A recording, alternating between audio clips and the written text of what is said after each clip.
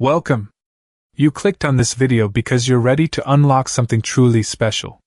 You're here because you want to learn English, not just learn it, but truly master it, feel it, live it. And you know what?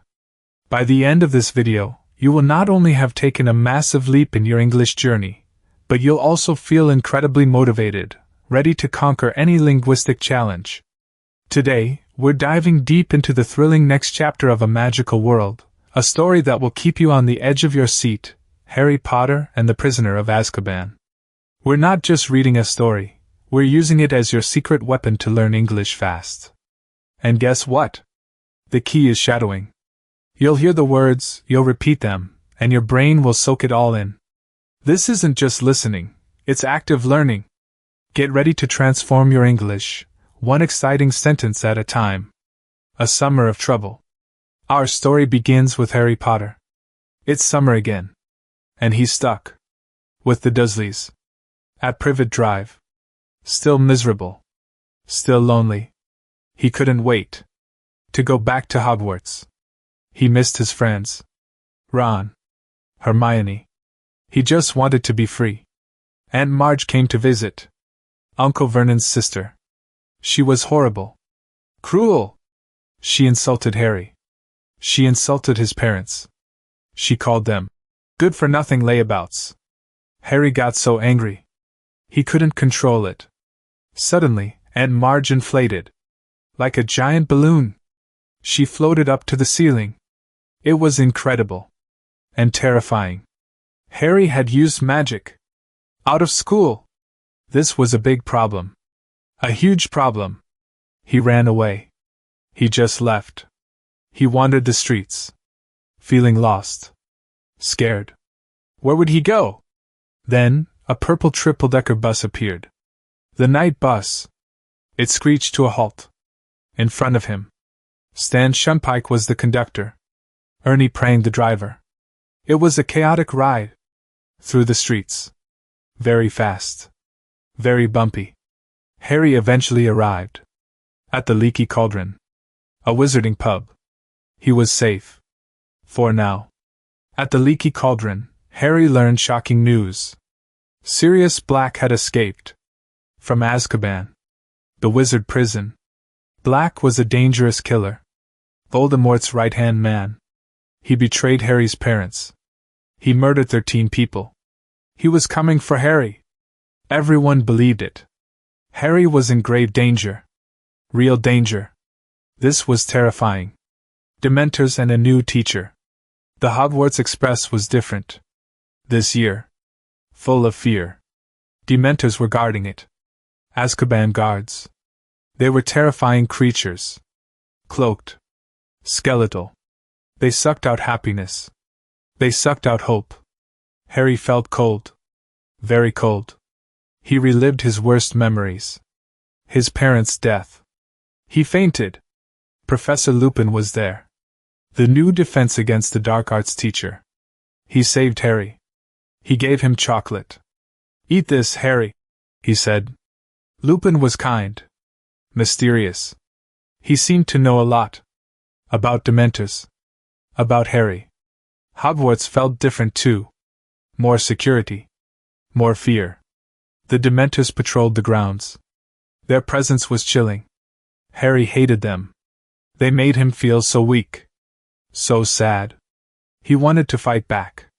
He asked Lupin for help. Lupin agreed. He would teach Harry. A special charm. The Patronus charm. It repelled Dementors.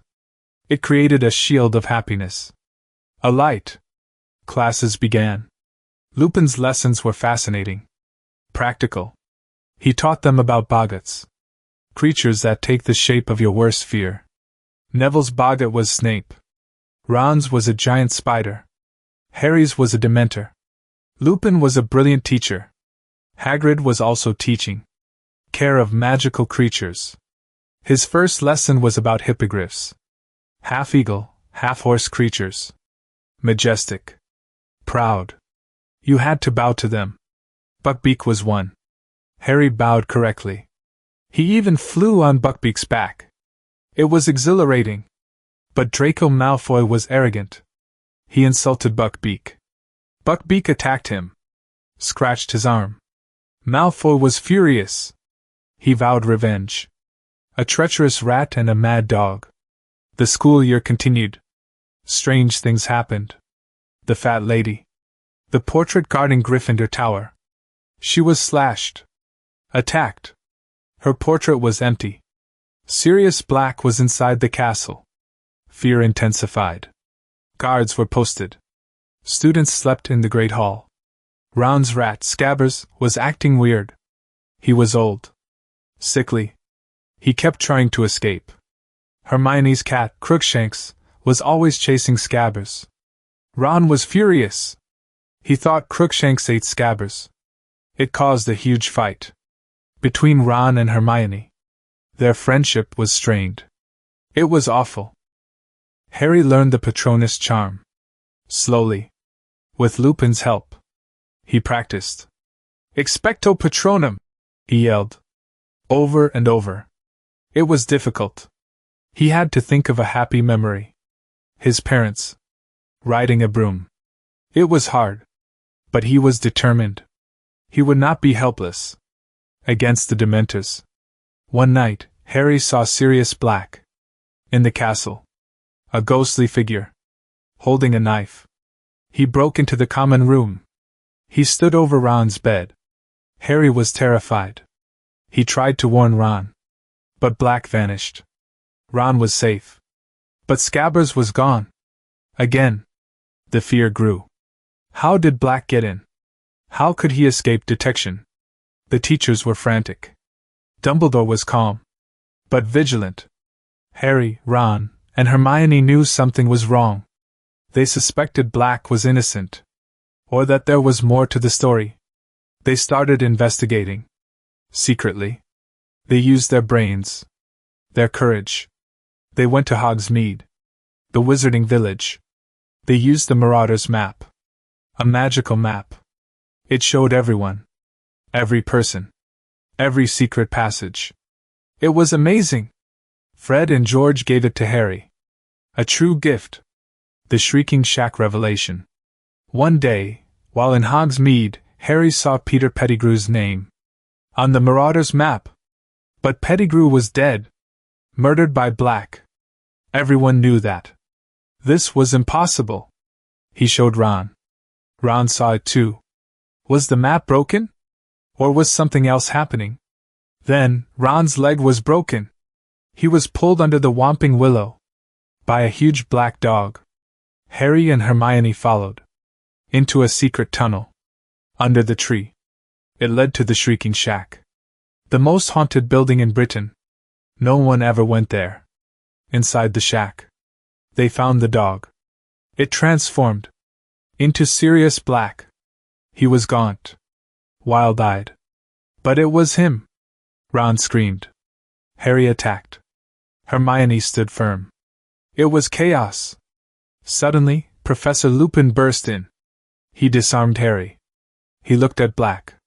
"Hello, Padfoot," he said calmly. Lupin and Black knew each other. They were friends. Old friends. Harry was shocked. Betrayed. Lupin was helping Black. It felt like a nightmare. But then, Lupin and Black began to explain. The truth. The real truth. Sirius Black was innocent. He never betrayed Harry's parents. He was framed. By Peter Pettigrew. Pettigrew was alive. He was an animagus. He could turn into an animal. An unregistered animagus. His animal form? A rat. Ron's rat. Scabbers. It was a stunning revelation. Scabbers was Pettigrew. The entire time. He was Voldemort's spy. He faked his own death. He framed Sirius. He was a traitor. A coward. Harry couldn't believe it. Ron couldn't believe it. They forced Pettigrew to transform. From Scabbers. Back into a man.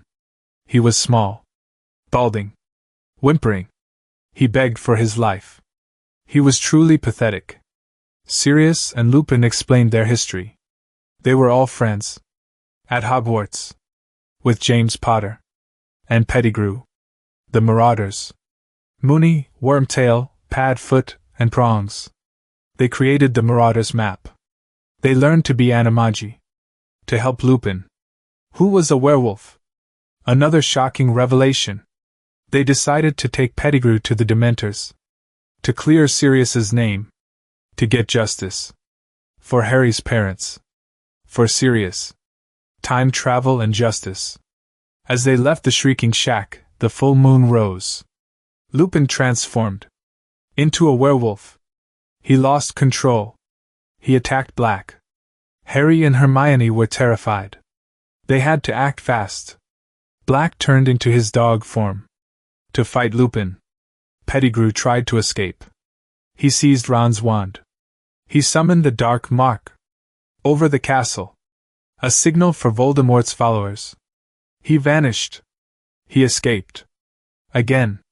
They lost him. It was devastating. Sirius was innocent. But he had no proof. Pettigrew was gone. Dementors attacked Harry and Sirius. By the lake. Hundreds of them. They were powerful.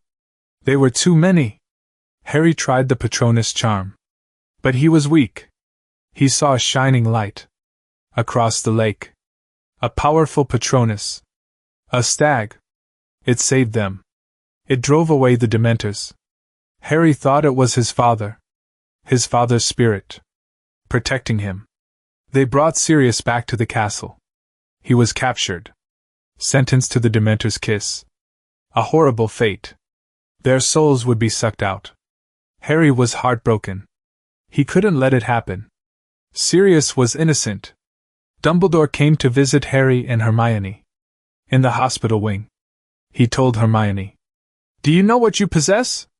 He pointed to her neck. Hermione wore a time turner. A magical device. It let her go back in time. She used it for her classes. To attend more than one at a time. This was their chance. Dumbledore told them to save 2 innocent lives. Harry knew what to do. He and Hermione went back in time. 3 hours. They watched themselves. They saw everything. From a different perspective. They saw Buckbeak. Condemned to death. They saved him. They saw the Dementors attack. Harry saw himself casting the Patronus. But it was not his father. It was him. His future self. Casting the stag Patronus.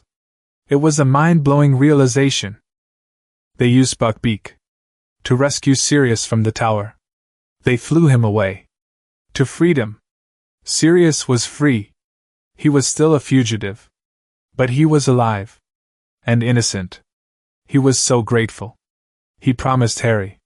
"You have a godfather, Harry. A family." Harry had a godfather. It was amazing. The power of truth. The school year ended. Lupin resigned. Because he was a werewolf. Snape accidentally revealed it. The parents would not approve. It was sad. Harry lost a great teacher. But he understood. Lupin left. Harry was sad. But he had hope. He had Sirius. Somewhere out there. Harry returned to the Dursleys. Just for the summer. But things were different. He had faced true fear. He had faced betrayal. But he had also discovered truth. And found family. He was stronger. Wiser. He carried the knowledge. Of his past. Of his father. Of his godfather. He had survived. He had triumphed. He had found hope. And a deep sense of belonging. This story is so powerful. It teaches us about justice. About friendship. About understanding. About facing our fears. And about the extraordinary power of truth. And the incredible strength of love. So, what have we learned? We've learned English. By immersing ourselves in this incredible story. By listening. By repeating. By understanding. You've expanded your vocabulary. You've grasped new sentence structures. You've improved your pronunciation. You've done it. You've taken a huge step in your English journey. But more than that, we've learned about courage. About standing up for what is right. Even when it's hard. About the importance of truth. About the incredible power of friendship. Harry did it. He faced Dementors. He faced betrayal. He faced the unknown. And you can too. You can achieve your English goals. You can achieve any goal. So, what do you do now? Simple. Take action. Rewatch this video. Again and again. Practice shadowing every single word. Speak aloud with confidence. Mimic the American accent you hear. The more you practice, the more fluent you become. Don't stop now. Your journey has just begun. Go out there and make magic happen. Your English future is waiting. What are you waiting for? Start your practice now.